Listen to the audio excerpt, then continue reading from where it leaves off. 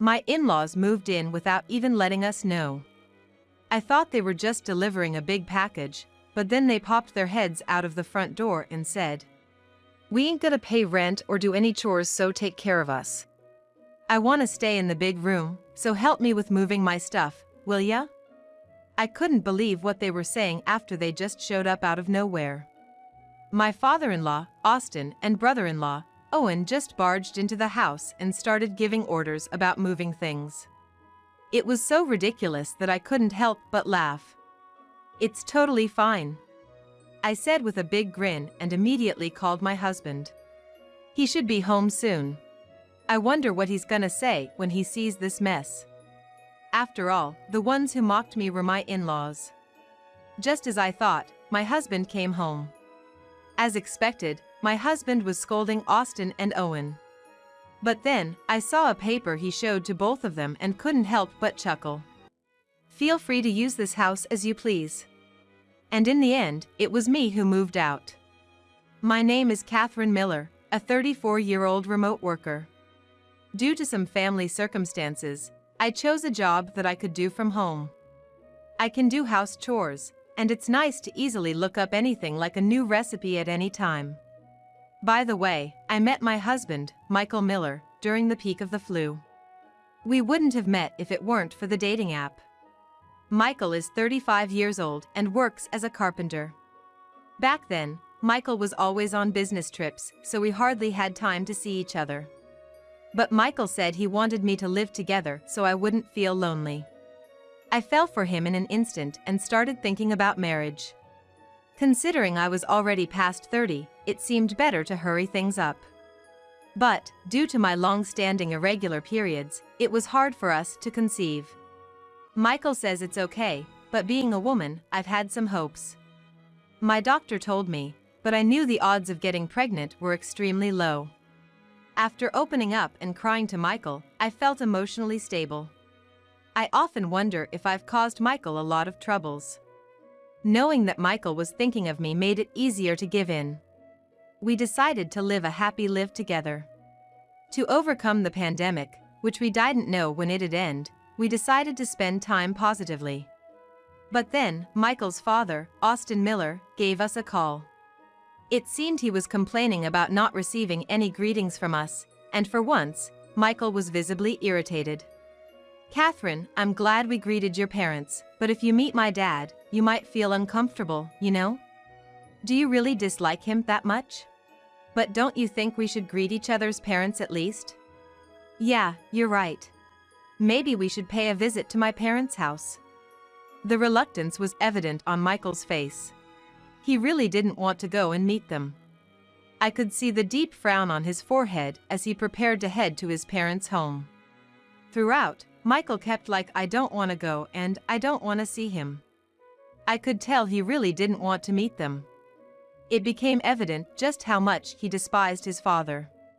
To be on the safe side, we decided to bring some pastries as a gift, to which Michael begrudgingly agreed. I wish I knew what had transpired between them, but Michael hadn't wanted to talk about the past. Or rather, he seemed reluctant to discuss it. Even though I didn't want to pry into something that might upset him, I found myself wishing he would open up. I realized how much Michael wanted to avoid going to his parents' house. But then, we were on our way to greet Michael's family. I was sure we were gonna get some sarcastic remarks, but I mustered the courage and left the house. Given that stress often gives me stomach aches, Michael looked at me with concern and asked, "Are you okay? Should we do this another time?" "I think I'm fine. It wouldn't be right if we didn't greet your father, right?" It was the same father who complained over the phone. There seemed to be an air that suggests he was not gonna forgive us easily. It felt more troublesome than anything. Michael seemed to feel the same way, as he was eager to drive. Maybe to keep himself distracted. I sensed that there must have been some issues at his childhood home. Meeting such a father-in-law could be tiresome, but I've never regretted choosing Michael. I love the kindness Michael shows me, and his occasional clumsiness. It's those little things that mean the most. If I ever feel uncomfortable about our relationship with his father, we should just distance ourselves immediately. Lost in thought, we eventually arrived at Michael's childhood home. It wasn't too far from the apartment where Michael and I live. It was within walking distance, a short stroll away if we ever felt like it. When I entered his house, a beaming his father greeted me with a big smile. Michael gave his father a slight glare as he stepped inside. Then, from a room deeper inside the house, I could hear Michael's raised voice. "You can't just mooch off Dad because you're unemployed and stay at home all day. How old do you even think you are? Shut up. What I do isn't any of your business."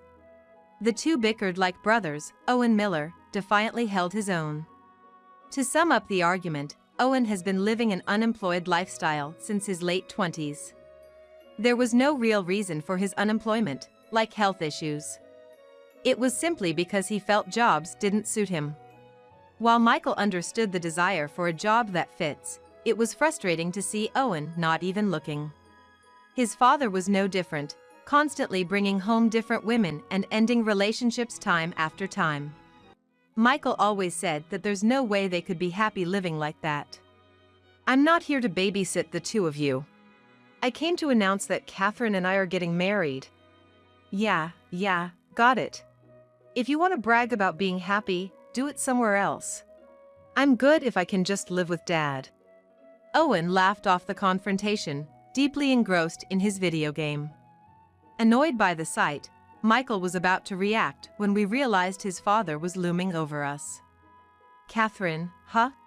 If you're gonna marry Michael, you better be ready to take care of his family. Once you got married to Michael, we're family.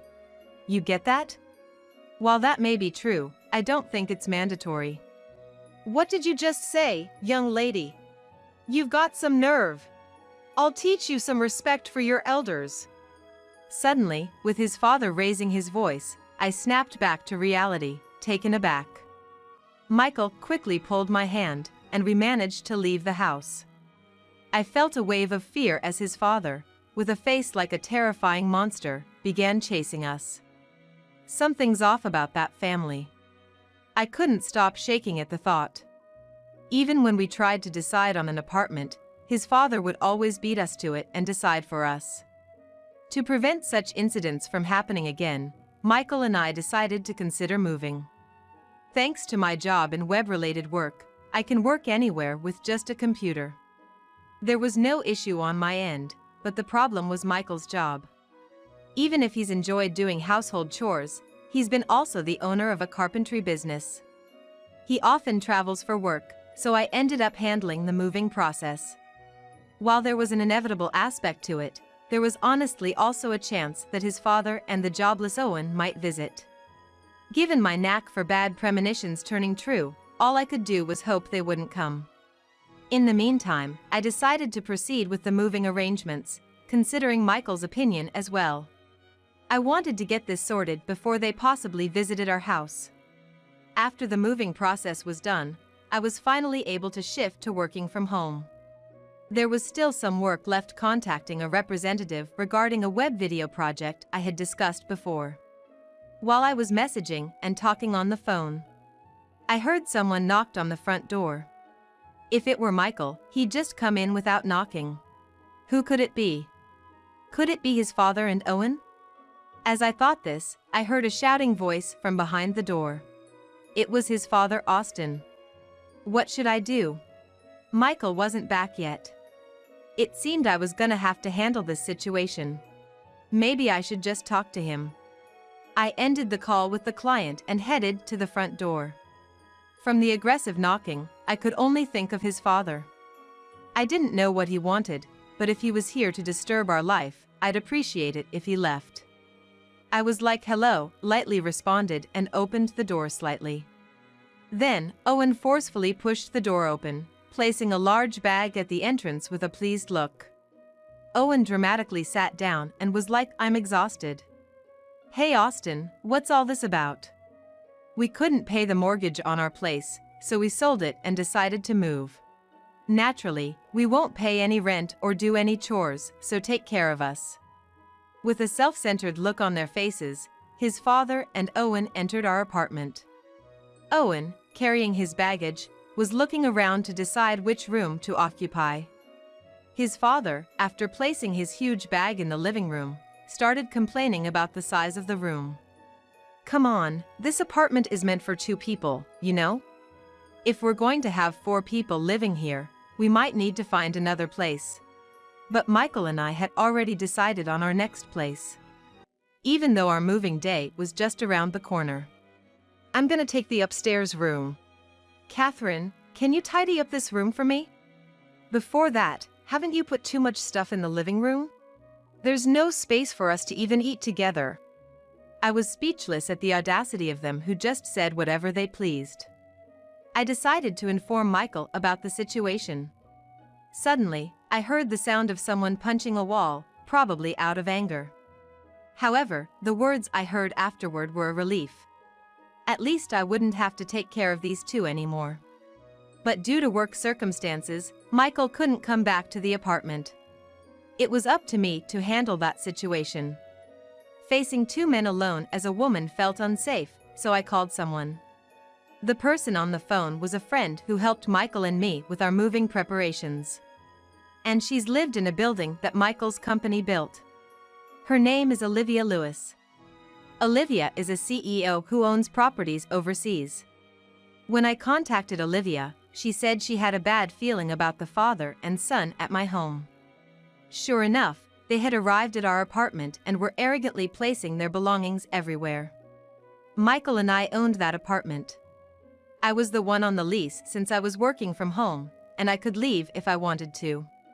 I told the 2 clueless men with a big smile. "That's totally fine. We're moving out of this apartment anyway."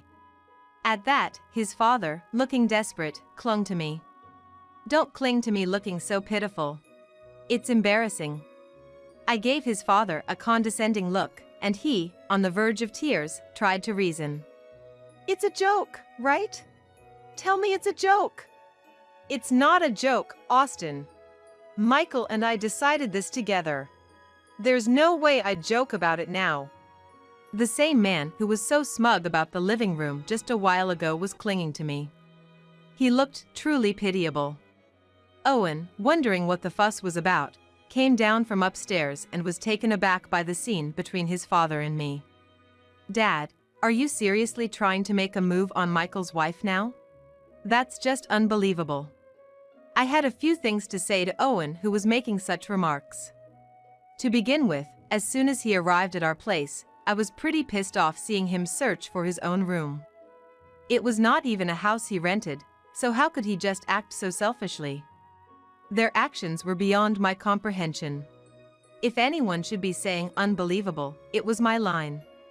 "You folks moving into someone else's house is just unbelievable.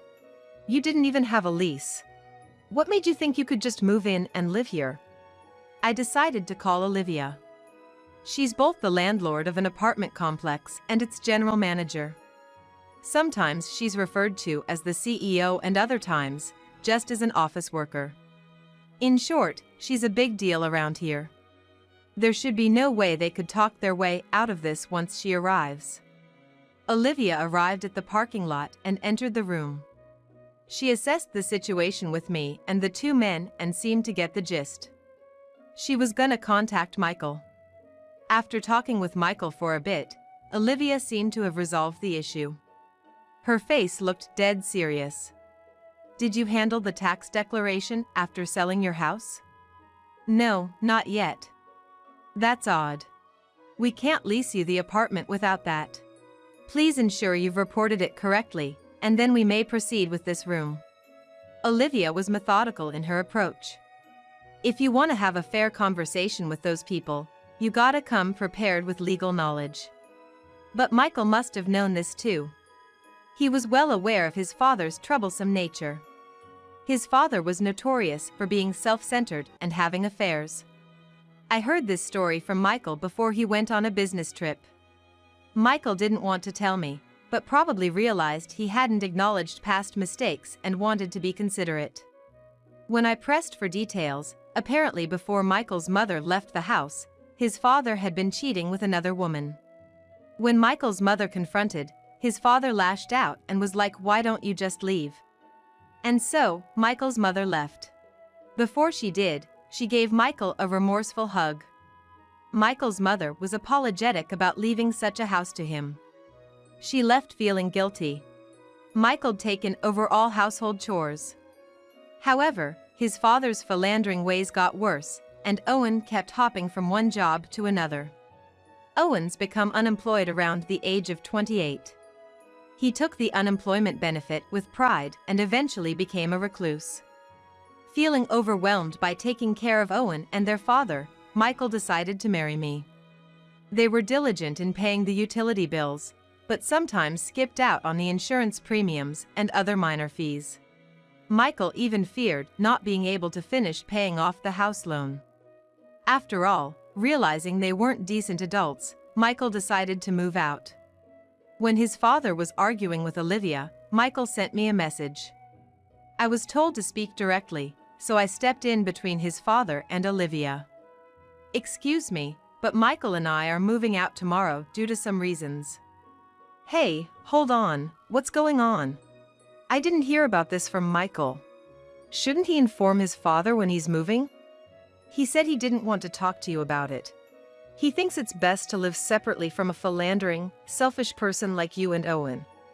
Saying that, I showed his father our conversation on WhatsApp. In our messages, Michael was voicing his dissatisfaction with his father. I was just a listener, but from what I indirectly learned, I had a very negative impression of their past deeds. Even during brief greetings, I realized that it was peculiar for his father and Owen to just move into our apartment. Just based on that fact, I felt that this father and son duo weren't up to snuff.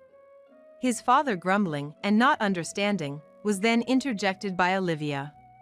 "Even if Catherine leaves, if you, Austin, don't declare the sale of your previous house, you won't be able to even rent an apartment in the future." "But I have money on hand. Isn't that enough?"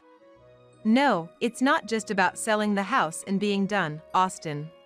If you don't declare it, there are penalties. You'd be the one at a loss. Are you okay with that?" Makes sense. If you're dealing with real estate, you'd want to ensure that all procedures are properly handled. If he did sell the previous house, he would eventually need to report it to the local authorities. Or perhaps he didn't even report it to the real estate agency, which would be suspicious. Considering these two, it was easy to guess they didn't bother to properly research. Looking at the documents Olivia brought, it seemed there might be taxes due. I wonder if they were even aware of this tax responsibility. When I checked with Olivia about the documents, she showed them right after arriving at the apartment. But it seemed like they didn't understand any of it, and I'd been getting questions about the documents from Austin and Owen. Wondered how long it's gonna take for them to get it. Michael and I had been living in this apartment for long, but we've done our research on how to go about the necessary procedures. That was why everything went so smoothly for us. There's always pros and cons to everything, isn't it just common sense to check things out? Yet they moved our place without giving it any thought, which I found questionable. The ones not thinking and just acting recklessly were Austin and Owen. In that moment, Olivia decided to give a warning to the two of them. "Please don't assume you can just move into this apartment immediately. I'll check everything thoroughly and get back to you. Then, we can decide on the next steps." "All right, got it." Seemed like Owen understood, as he sat quietly listening. Just to be safe, I decided to go back to my parents' house for the night, as the apartment was gonna be rented out by tomorrow. I didn't want to sleep with two guys, especially ones who lack common sense. Besides, I've been a respectable woman. Considering the risk of getting dragged into some mess, I decided to let Michael's father and his brother duo stay in my apartment. Olivia, whom I got along with at the real estate agency, suggested it too, so there might have been some real issues. If anything went wrong, it could ruin the moving plans with Michael. I decided to leave it in the hands of Olivia, the real estate agent, and spend a night at my parents' place. Since Michael's father and Owen were gonna be in the apartment, I informed Michael to proceed with the preparations for our new place. I'd made sure to be in touch with Olivia to check on how the two were doing. Later on, based on Olivia's recommendation, the apartment was rented to Michael's father and Owen for just a few days, to check if they had properly done the procedures at the real estate agency and if they had been paying their taxes. Regarding the house they claimed to be sold, she needed to contact the associated real estate firm. It turned out that not only had they neglected post-sale procedures, but they also hadn't paid their taxes. Moreover, Olivia reported them to the police, suspecting they might have run off with just the sale money, hinting at a potential scam. It was decided to inform Michael's father and Owen, staying in the apartment just to be safe. If false information was provided to the real estate company, penalties would surely be enforced. Not only would they take the taxes, but what if they also took penalties? I wondered how much would be left in dollars. According to what I heard from Olivia, it seemed that it might even go into the negative. Apparently, the reason was that they only got their house appraised by one real estate agency, which had good reviews and word of mouth. Sure, it's a hassle, but they thought no matter which real estate agency they asked, the estimate would be the same. Another thing they needed to do was a property transfer process. In simple terms, it's to change the property's name from Michael's father to the new owner. If there was any outstanding mortgage on the house, it'd be paid from the sale. But as expected, even though there was a mortgage left, they didn't pay it. It's turned into a case, with interrogations regarding the amount due and possible fraud. What's particularly bad was Michael's father insisting he knew nothing about it. As for Owen, he couldn't go back to his old home and he lost our apartment. That means he's gonna have to find a job with housing provided. However, he only has experience being a shut-in and living off his parents. Sure enough, my parents ended up taking him in. But they've said once he finds a job with housing, he's gonna have to move out. He's being rushed, but with some guidance from my parents, it seems he might get a job. Right now, I wish Michael's father and Owen would learn to live responsibly. It made me realize the importance of looking into things before taking action. Meanwhile, Michael and I decided to relocate overseas. Michael's hard work has been recognized, and he's offered a project abroad, in Spain. But the problem is, both Michael and I are Americans who can't speak a lick of any Spanish. We've been studying hard, trying to learn some basic conversation in Spanish. I wanted to be able to hold everyday conversations as much as possible, and more than anything, it was my first time going on a business trip abroad, so there was a part of me that was really excited. Eventually, Michael's job is overseas, so he started looking at potential homes for us. He'd regularly send me messages or call. I felt blessed experiencing Michael's kindness, trying to ensure I wasn't anxious. Today, from the airport, I got a call from a worried Michael who is going to fly to Spain. "Are you okay? I know it's been hard because of my dad and brother." "I'm totally fine. I'm more excited about living abroad with you." Good to hear. Hearing Michael's relieved voice made me happy too. We're now free from those two, and we're gonna enjoy our lives. To achieve that, we will keep studying a lot, learn things, and adapt to our new life. Everything is going to all right. And so, our life in Spain began. A child came into our lives, and our daily life changed as a family of 3. Cherishing our happiness, we continue to live strongly every day,